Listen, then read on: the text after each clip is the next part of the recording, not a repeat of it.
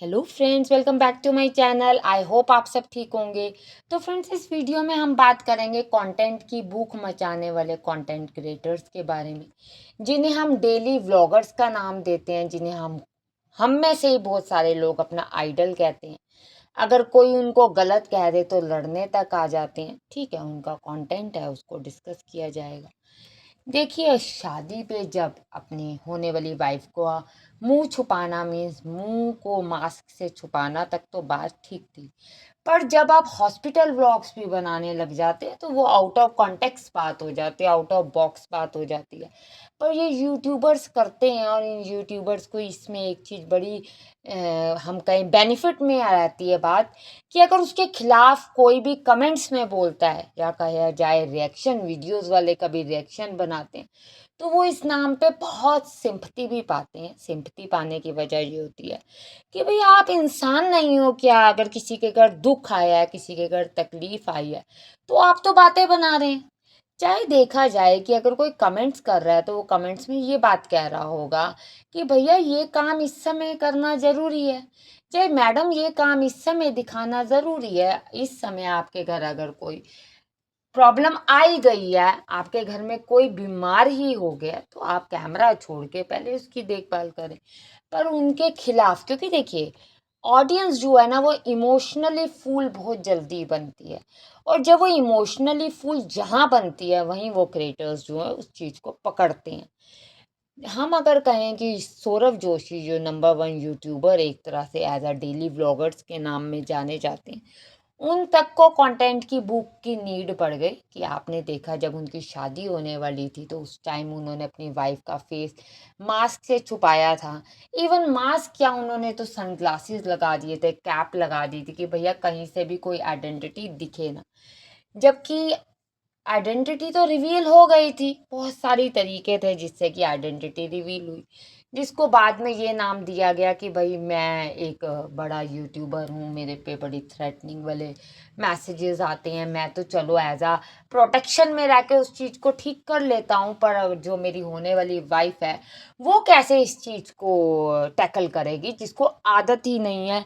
तो हमें ये काम करने पड़ते हैं। तो फिर जब रिएक्शन वीडियोस बनती हैं, जब ये बात की जाती है, तो ये कहा जाता है कोई बात नहीं, आपने जब अपनी वाइफ का कंटेंट पूरी जिंदगी परोसना ही है तो शादी से कुछ दिन पहले मत दिखाएं। 2 महीने, 3 महीने, 1 महीने, चाहे वट एवर जो भी मंथ्स में आप अपनी वाइफ को दिखा रहे हैं बिफोर मैरिज, वो ना दिखाएं। पर ऐसा नहीं होता।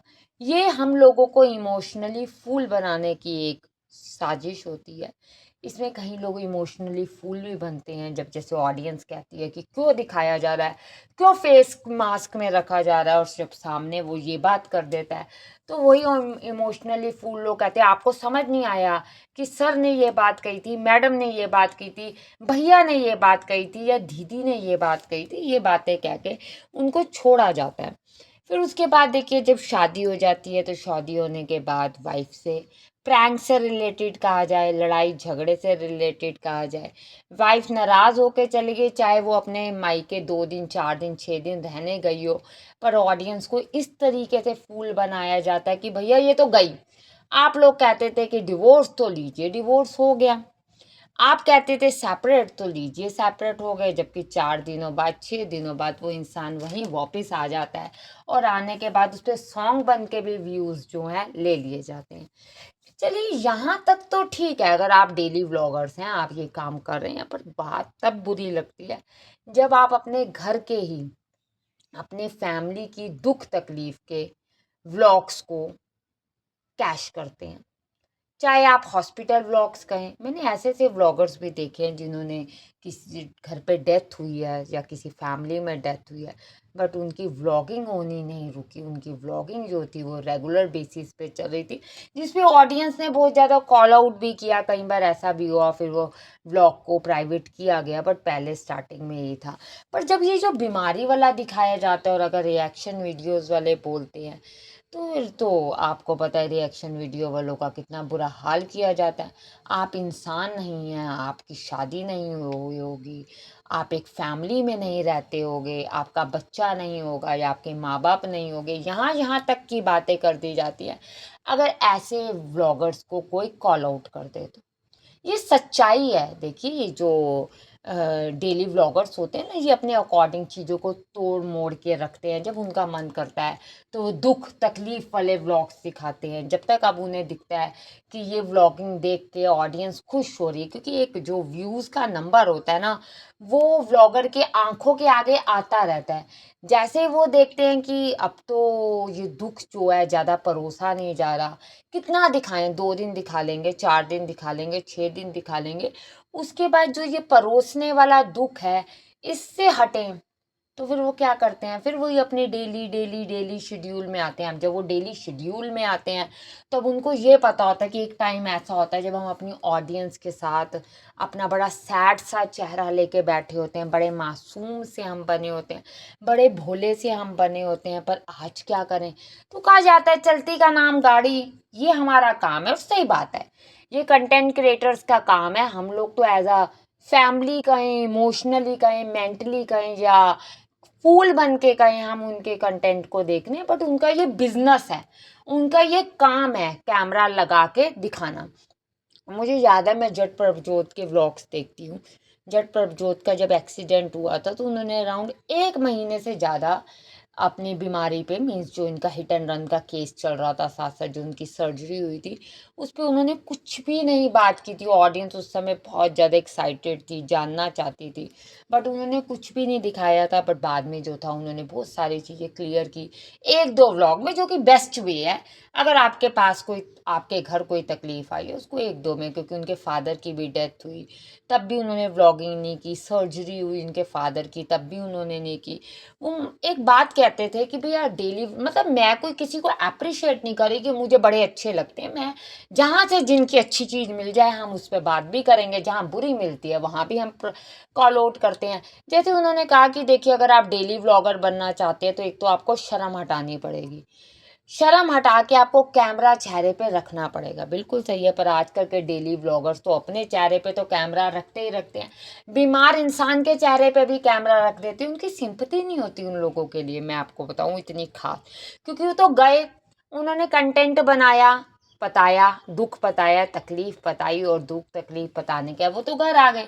उनके लिए तो ये था कि भी वह एडिट करेंगे, क्या थंबनेल डालें, क्या टाइटल डालें कि कल लोग देखें, ज़्यादा से ज़्यादा लोग जो हैं उस थंबनेल को देख कर आए कि अरे कहीं तकलीफ हुई है, कहीं परेशानी हुई है, और इस पर इंगेजमेंट भी अच्छी आएगी। गॉड ब्लेस यू वाले कमेंट्स आपको पता है बहुत ज़्यादा देखने को मिलते हैं, तो जहाँ गॉड ब्लेस यू वाले कमेंट्स आएंगे इंगेजमेंट आएगी। आपने देखा होगा कई बार बहुत सारे यूट्यूबर्स ऐसे हैं जिनको नेगेटिव कमेंट्स भी आते हैं, पर वो अपने कमेंट बॉक्स को कभी बंद नहीं करते। इसलिए बंद नहीं करते कि वो कह रहे हैं चाहे नेगेटिव आए चाहे पॉजिटिव आए, इंगेजमेंट तो आ रही है। क्योंकि यूट्यूब का जो एल्गोरिदम है ना, वो कभी भी नेगेटिव या पॉजिटिव कमेंट्स के अकॉर्डिंग वीडियो को नहीं चलाता है। वो बस ये देखता है कि इस वीडियो में इंगेजमेंट है, इस वीडियो में लोग इंटरेस्ट ले रहे हैं, उनको लग रहा है इंटरेस्ट चल रहा है, चाहे वो पॉजिटिव है चाहे नेगेटिव है। तो एल्गोरिदम उस वीडियो को और ज़्यादा फोकस करती है और उसके जो व्यूज़ है उसको ज़्यादा बढ़ाती है। यही हमारे जो डेली व्लॉगर्स हैं हमारे दिमाग के साथ खेल लेते हैं। हम तो गए, हमने तो देखा क्या हुआ, अच्छा ऐसे हुआ, 4 दिन हमने देखा बीमारी बीमारी, तकलीफ, दुख, परेशानी, हमारी दिन का चैन, रात की नींदें उड़ी हुई हैं। पर वो 3-4 दिन बाद मुझे समझ नहीं आता वो दिन की नींद और रातों के चैन कैसे सही हो जाता है, और जो लाइफ है वापस उसी पटरी पे आ जाती है। वही कहा जाए शॉपिंग, वही कहा जाए घूमना, वही कहा जाए हंसी खेल खिलौने, सब चलते हैं। ऑडियंस ट्राई करती रहती है, ऑडियंस कमेंट्स करती रहती है। एक बार दिखा दीजिए अपने पापा को, अपनी मम्मी को, अपने भाई को, अपने बेटे को, वट एवर जिसके साथ भी उन्होंने अपनी बीमारी का लिया होता है इंगेजमेंट, उसको दिखाने पर कहाँ व्लॉगर के पास इतना टाइम होता है। व्लॉगर तो अब कह रहा होता है कि मेरे पास टाइम है कि मैं अभी जरा हैप्पी गो लक्की वाले व्लॉग दिखाऊं।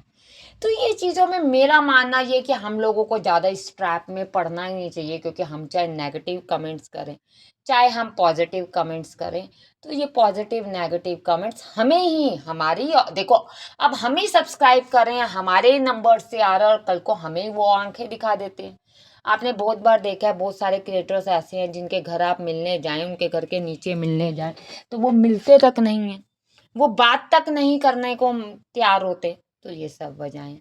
आप लोगों का क्या कहना है? ये जो बीमारी पे व्लॉग बनाते हैं, ये जो ठीक है शादी तक चला ठीक है, बच्चे तक चला ठीक है, बच्चे को भी एक हद तक, जैसे कि भावना मैडम है, वो बच्चे बच्चे बच्चे पे ही सारा कंटेंट बनाती हैं, कुछ हद तक ठीक होता है, फिर वो भी चीज़ें बोर होने लग जाती हैं। आप लोगों का क्या कहना है? ये जो अब हॉस्पिटल व्लॉग्स हैं, ये सही है कि गलत है? प्लीज़ चैनल को सब्सक्राइब करके